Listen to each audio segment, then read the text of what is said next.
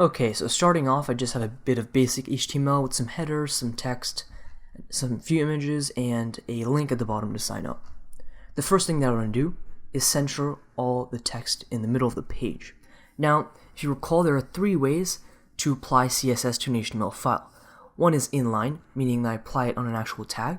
The second is internal, meaning I apply it inside a style tag, which is inside a head.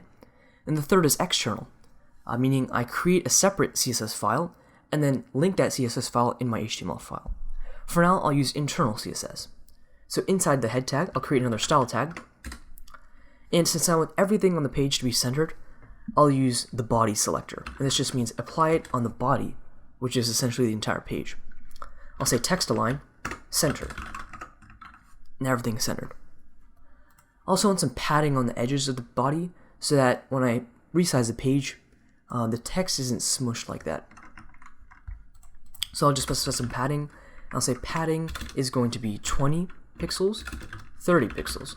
Now this is shorthand notation for setting padding on all sides at once. What I'm saying here is that I want the top and bottom to be 20 pixels and the left and right to be 30 pixels.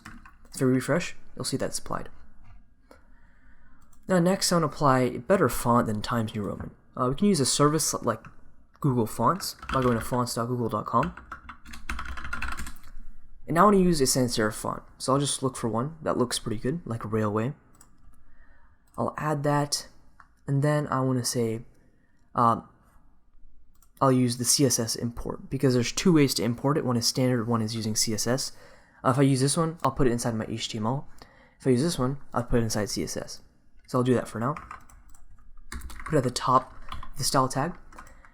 And then I'll say the font family, to actually apply it, is going to be Railway. Now when you import a font like this, you always want to specify a fallback font in case the font does not get loaded. So here I'll say Arial, and then autocomplete, so that the browser will go back like this in case the font does not get loaded all the way to sans serif, which then uses your default computer sans serif font. That looks pretty good. Next, I want all the headers to be serif font. Now I could select all the headers like this, H1, H2, and go on like that, or I could create a class that I then apply to all the headers. So I'll just say class equals header for now, and I'll apply this to all the headings. To actually apply this, I'll say .header, and then again we have to pull our font, so I'll go to Google Fonts again, and select a nice serif font. This one looks pretty good, so I'll import that. Again, using the import URL.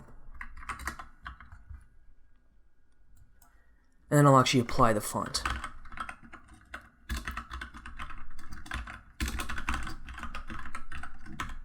I'll use Georgia and then Times New Roman as my fallback font. There we go.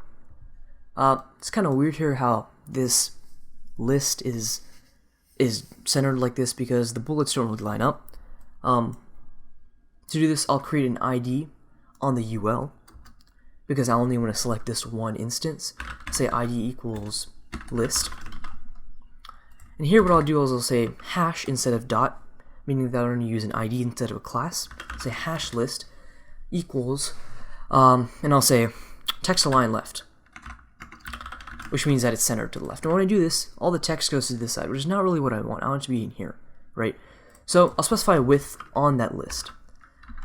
I'll say width equals 35%.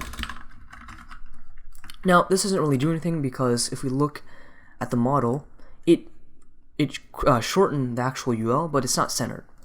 So now what we'll do is we'll set a margin on that UL by saying margin.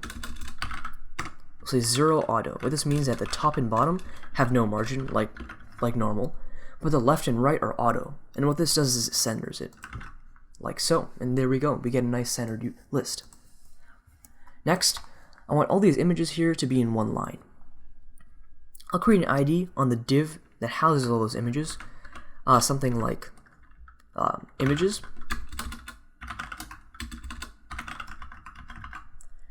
Then I'll select that over here. And I want to apply the CSS to the individual images, not the enclosing div.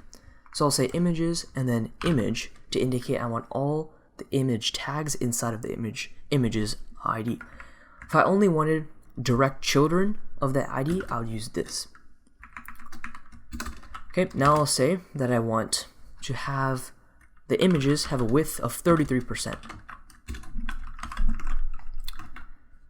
And there we go.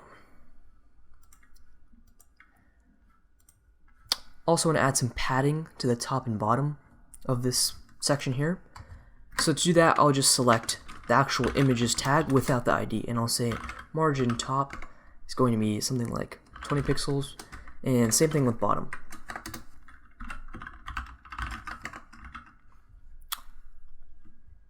And there we go. Finally, I'd like to style this sign up button right here. So I'll create a ID on this again, something called sign up. And I'll reference it in my style tag. Now, I want this to be uppercase, and I don't want this underline to be there. So to make it uppercase, I'll use text transform. And uppercase, you have all these other options here as well. I'll use uppercase. And then to remove that underline, I'll say text decoration, none. Then by default, it creates an underline. There we go. Next, I'm going to set the color. So let's say color is going to be something like, I'll use something like blue, maybe, or navy blue, something like that. There we go, navy. And the background color should be something lighter. So background color can be white smoke, I don't know. I also want a border on that. So we'll say border is going to be small 1 pixel, solid, and I'll just set it to navy again to kind of match color scheme. As we see, it's kind of cramped here, so we'll add some padding on that. So we'll say padding is going to be something like 20 pixels top and bottom, and then 25 pixels left and right. There we go. Then finally, I'll make this rounded. Actually, I'll bring this down a bit, 15. Yeah, and then I'll make it rounded by setting a border radius.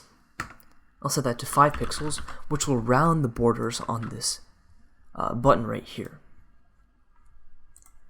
And there we go. We got a nicely styled text.